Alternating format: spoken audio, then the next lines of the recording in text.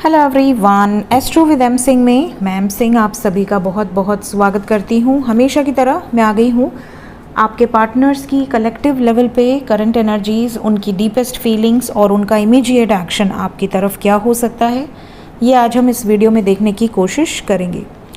तो शुरू करते हैं गाइस आज की रीडिंग लेके प्रभु का नाम। हर हर महादेव, जय हो शिव शक्ति, जय हो राधे कृष्णा, जय हो मेरे भाई। अपने पर्सन को याद कर लीजिए ताकि ज़्यादा से ज़्यादा उनकी फीलिंग्स आप तक पहुंच सकें इस रीडिंग के माध्यम से।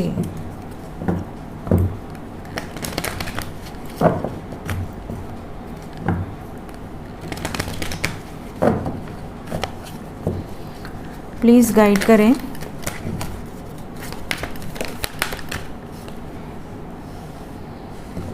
Broken heart,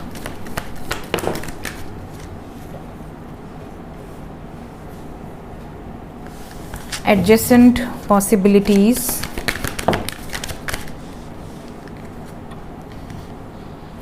fifth chakra,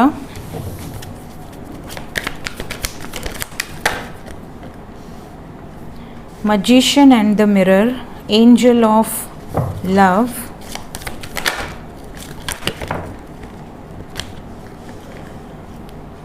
caring connection, door to value।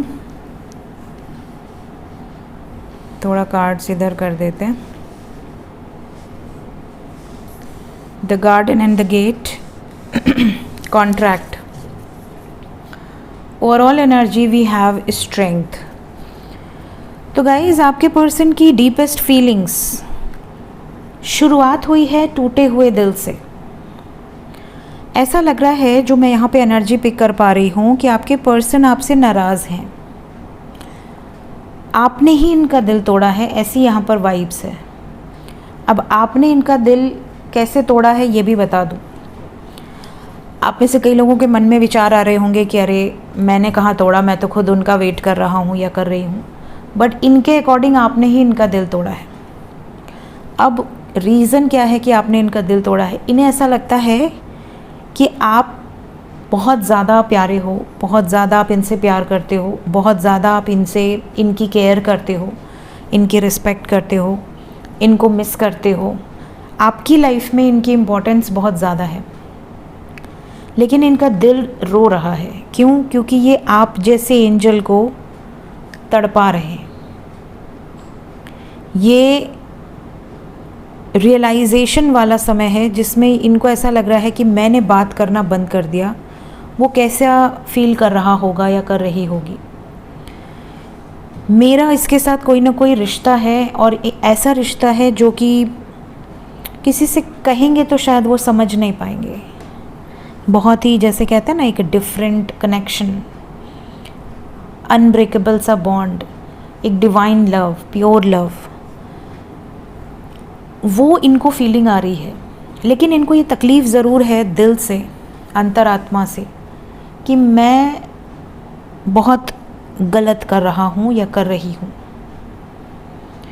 लेकिन मजबूर हैं, कोशिश कर रहे हैं, because we have got adjacent possibilities.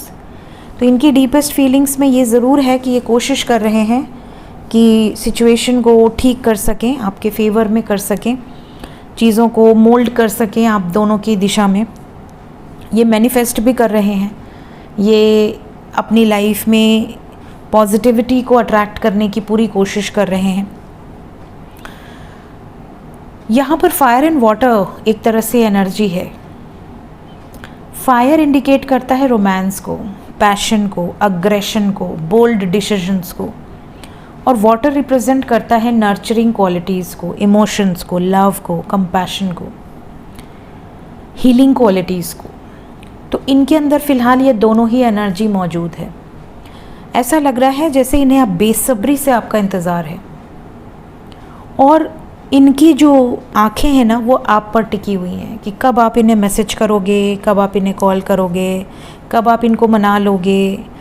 क्योंकि इनकी तरफ से एफ़र्ट नहीं है, इन्हें खुद को ये ब्लेम कर रहे हैं। इन्हें एक घबराहट ये हो रही है कि मैंने पैसों के खातिर उससे दूरी बना ली, या अपने करियर के खातिर उससे डिस्टेंस बना लिया, या अपने परिवार के कारण या किसी अदर सिचुएशंस के कारण, अपने कुछ लीगल या अपने पास्ट लाइफ कॉन्ट्रैक्ट्स के कारण मैंने दूरी बना ली। लेकिन अब मैं जाऊँ तो किस मुँह से जाऊँ, क्योंकि मैंने डिस्टेंस बनाया है। तो अब ये अंदर अंदर ये एक्सपेक्ट कर रहे हैं, ये प्रे कर रहे हैं कि शायद आपकी तरफ से एक बार कोई इंडिकेशन मिल जाए, तो ये मतलब पूरे रिस्पेक्ट के साथ आपकी लाइफ में आ जाए। तो ये ईगो ही है। अदरवाइज़ लोगों को अगर प्यार होता है तो वो ऑन द स्पॉट जाते हैं, उन्हें कोई फ़र्क नहीं पड़ता कि आप गाली देंगे, आप डांटेंगे, आप कुछ भी करेंगे। बट इनके अंदर थोड़ा सा एक वो पॉइंट है कि मैं जाऊं और आप रिस्पॉन्स ना करो तो क्या होगा, क्योंकि मैंने ही बहुत बुरा भला कहा था, मैंने ही बातचीत बंद करी थी। तो कई लोगों के पार्टनर होंगे जो सडनली आप नोटिस करोगे अनब्लॉक करके बैठ जाएंगे। आप वेट करोगे कि इनका मैसेज कब आएगा, मैसेज कब आएगा, और ये अनब्लॉक करके बैठेंगे और इनसे रहा नहीं जाएगा। इन्हें लगेगा कि आप देख रहे हो कि इन्होंने अनब्लॉक कर दिया, फिर भी आप नहीं पूछ रहे हो, फिर इनका ईगो ट्रिगर करेगा और ये फिर आपको ब्लॉक कर देंगे। तो आपको ऐसा लगेगा अरे गजब है, मतलब अनब्लॉक करा और फिर ब्लॉक कर दिया। ये सिचुएशन हो सकती है।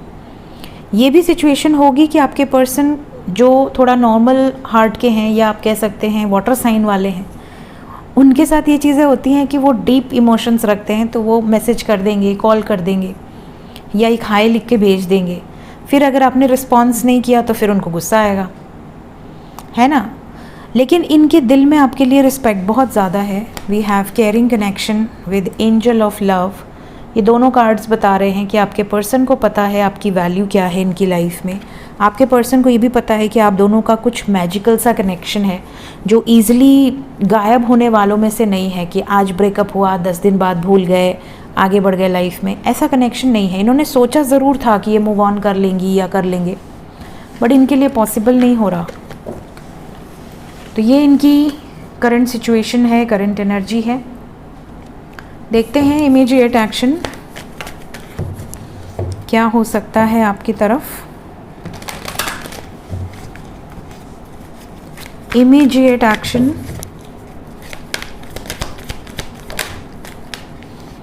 हार्ट चक्रा, दिल से सोचने वाली वाइब से, बहुत ज़्यादा दिल से सोचना, विचार करना, पेशेंटली प्लान करते हुए नज़र आ रहे हैं। 6 नंबर दे दें एंजल्स। 6 नंबर आ गया हमारे पास। So we have got 786, 786, 786। Then we have 9669, we have 44, and we have got 1. So 144। तो यहाँ पे जो भी एंजल नंबर्स दिख रहे हैं मुझे, मैंने बता दिया। कई लोग कंफ्यूज होते हैं कि मैम हमें बहुत सारे नंबर्स दिख रहे हैं, क्या मायने हैं इसके। देखिए, कभी भी एंजल आपको कंफ्यूज नहीं करते हैं। मैंने बहुत बार अपने वीडियोज़ में कहा है, एंजल नंबर आपको एक ही दिखेगा, वो भी सपने में। जब सपने में दिखेगा उसके बाद आपकी लाइफ में एक बड़ा शिफ्ट आएगा। उस शिफ्ट के बाद आपको जो नंबर्स दिखते हैं वो एक नंबर दिखेगा, फिर जब उस नंबर को आप डिकोड कर लोगे आपकी लाइफ में वो शिफ्ट आ जाएगा, फिर सेकंड नंबर दिखेगा। कभी भी एंजल्स आपको एक साथ मल्टीपल नंबर्स नहीं दिखाते। होता क्या है कि जब आप साइकोलॉजिकली जब आप सुन लेते हो कहीं से कि 919 कोई नंबर है, या 969 कोई नंबर है, या 369 या 396 कोई नंबर है, या 888 कोई नंबर है, एंजल नंबर है, तो फिर आप क्या करते हो कि कहीं भी वो आप नोटिस करते हो तो आपको लगता है कि मुझे एंजल नंबर दिख रहे हैं, जबकि ऐसा नहीं है। एंजल्स आपको जब कोई नंबर दिखाते हैं तो वो with in 3 to 5 days, maximum 15 days के अंदर वो चेंज आपकी लाइफ में आ जाता है। अगर कोई पॉजिटिव शिफ्ट है तो भी, नेगेटिव शिफ्ट है तो भी, ठीक है। तो कंफ्यूज ना हुआ करो। 144 नंबर अगर आपको बहुत ज़्यादा नज़र आता है ड्रीम में, तो आप समझ लो कि आपकी लाइफ में आप सही दिशा में आगे बढ़ रहे हो और एंजल्स आपको सपोर्ट कर रहे हैं। इसी तरह 69 या 96 पे भी मैंने वीडियो बनाया हुआ है, you can search with my name. इसके अलावा 786 पे भी मैंने वीडियो बनाया हुआ है, तो आप उसको डीपली देख सकते हैं। अब यहाँ पर जो नेक्स्ट एक्शन नज़र आ रहा है उसमें पॉजिटिविटी तो है। जो जितने भी लोग नो कॉन्टैक्ट में हैं, आपका यूनियन होगा, दैट इज़ फॉर श्योर। और 7 से 8 घंटे या 25 से 26 घंटे के बीच में ये एनर्जी रेजोनेट कर जाएगी। कुछ लोगों के पार्टनर शादी से रिलेटेड कोई निर्णायक फैसला लेकर आपके पास आने वाले हैं। आपको मिस बहुत कर रहे हैं, तो कुछ लोगों की कन्वर्सेशन हो सकती है, मतलब नॉर्मल बातचीत। और अगर आप कांटेक्ट में हैं तो कुछ लोगों को कोई ऐसा मैसेज आपके पर्सन की तरफ से रिसीव हो सकता है जो कि शादी से रिलेटेड होगा, लेकिन पॉजिटिव नहीं होगा। मतलब सडनली आपको आपके पार्टनर ने कुछ ऐसा बोल देना है जिससे आपको लगेगा कि ये पीछे हट रहे हैं, तो इस पर आपको हाइपर नहीं होना है। ये ग्रहण के पहले की एनर्जीज़ हैं, तो इनको नॉर्मली लो, बहुत ज़्यादा इस पर रिएक्ट मत करो, ना पॉजिटिव रिएक्ट करो ना नेगेटिव रिएक्ट करो, जस्ट लेट गो करो और सही समय का इंतज़ार करो। ये आपके लिए मैसेज है डिवाइन की तरफ से। देखते हैं एंजल्स क्या बताना चाहते हैं अभी इस वक्त। एंजल्स की तरफ से गाइडेड मैसेज क्या है आपके लिए। एंजल्स प्लीज़ गाइड करें, क्या मैसेज है मेरे व्यूवर्स के लिए। डांस विद लाइफ, अपनी लाइफ को खुल के एंजॉय करो। कई लोग होते हैं ना जो प्रेजेंट को एंजॉय ही नहीं करते हैं, पास्ट में रहते हैं और रोते रहते हैं, या फ्यूचर के बारे में सोच सोच के कुढ़ते रहते हैं, वो प्रेजेंट को एंजॉय नहीं कर पाते। आपको देखिए, पिछला जो गया उसको आप चेंज नहीं कर सकते, आप सिर्फ उससे कुछ एक्सपीरियंसेस लेते हैं, देन आप आगे बढ़ते हैं। तो पास्ट में रहना मेरे हिसाब से इट्स नॉट राइट। दूसरा, फ्यूचर के बारे में बहुत ज़्यादा सोचना आज के टाइम में, वो भी एक तरह से आप समझ लीजिए कि आप बेकार ही में परेशान हो रहे हैं, क्योंकि आप बहुत ज़्यादा फ्यूचर के बारे में सोचते हैं। आपको नहीं पता कि फ्यूचर क्या होने वाला है। हमें किसी को नहीं पता हमारा कब टाइम आएगा, हम कब कहाँ जाएंगे। तो बहुत ज़्यादा फ्यूचर के बारे में सोच सोच कर परेशान नहीं होना है। सब अपना भाग्य लेकर आया है, सब अपने कर्म के हिसाब से पाएगा। दूसरी चीज़, प्रेजेंट में रहने वाले इसलिए खुश रहते हैं क्योंकि उन्हें पता है कि मैंने आज का पूरा दिन जो मुझे एक मौका मिला, आज सूर्य उदय से लेकर सूर्यास्त तक और चंद्र उदय से लेकर सुबह अर्ली मॉर्निंग सनराइज़ तक, आपके पास जो ये 24 घंटे होते हैं, आपने उसको खुल के जिया। आपने हर वो काम किया जो आपको करना है लाइफ में। ऐसे लोग प्रसन्न होते हैं क्योंकि उन्हें फ्यूचर की कोई चिंता नहीं होती है। उन्हें पता होता है कि फ्यूचर की चिंता करके हम कुछ नहीं उखाड़ लेंगे, होगा वही जो हमारे भाग्य में लिखा है। कई लोग बहुत प्लान करते हैं बट उनकी प्लानिंग कभी सक्सेसफुल नहीं होती है। तो इसलिए बहुत ज़्यादा प्लानिंग एनर्जी में नहीं रहना चाहिए। खुश रहिए, प्रेजेंट को एंजॉय कीजिए, अपनी एनर्जीज़ को हमेशा पॉजिटिव शिफ्ट के साथ लेकर चलिए। सोल फैमिली से हमेशा कनेक्टेड रहिए। आपकी सोल फैमिली कौन है? आपकी सोल फैमिली है आपके स्पिरिट गाइड्स, आपके एंसेस्टर्स और आपके रेल्म के लोग जो आपके मेट्स हैं। तो जब भी इवन आपके इष्ट और आपके कुल देवी या देवता, तो इन लोगों को आप अपनी सोल फैमिली मानिए और हमेशा इन पर रिलाई कीजिए, ट्रस्ट कीजिए, क्योंकि ये कभी भी आपके साथ आपको गलत रास्ते पे नहीं जाने देंगे। प्लस हमेशा आपको मार्गदर्शन मिलेगा। अगर आपने इन पर भरोसा करना शुरू किया ना, तो ये आपको सपने में आके मार्गदर्शन करके जाएंगे कि आपको कब कहाँ क्या करना है, क्या होने वाला है, अच्छा या बुरा, सब पता चलेगा आपको। तो सबसे पहले अपने कुल देवी देवता, अपने जो रक्षक देव हैं उनको, आपके ईष्ट को, इन लोगों को आप अपने साथ रखिए, इन लोगों पर बिलीव कीजिए और इनका मार्गदर्शन पूछा कीजिए कि आप हमें गाइड करो, हम जानते हैं आप हमारे साथ हो। ठीक है। नेक्स्ट है ट्रस्ट योर पाथ। आप जिस रास्ते पर चल रहे हैं उस रास्ते पर विश्वास करिए। कभी भी ये मत सोचिए कि मेरा रास्ता गलत है, क्योंकि आप अपनी मर्ज़ी से नहीं चल रहे, है ना। आप कर्म जो करते हैं वो अपनी मर्ज़ी से करते हैं, लेकिन आपका पाथ डिसाइडेड होता है।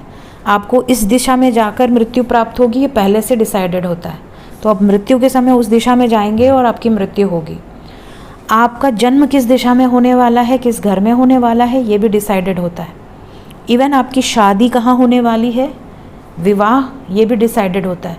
तो जन्म, मरण और विवाह ये कोई बदल नहीं सकता, कोई भी बदल नहीं सकता, क्योंकि ये लिखित है। कई लोगों के 2 विवाह लिखित होते हैं तो वो होकर रहते हैं, उसे भी कोई बदल नहीं सकता। जब सही समय आएगा तो उनके 2 विवाह होंगे, आप चाहें या ना चाहें, ये सिचुएशन हो जाती है। तो विवाह, जन्म और मृत्यु ये कोई नहीं बदल सकता। तो आपको इसके अलावा जो आपके हाथ में है वो आप अपना 100% दीजिए। सो ये थी गाइज आज की reading. Thank you so much, take care, bye bye.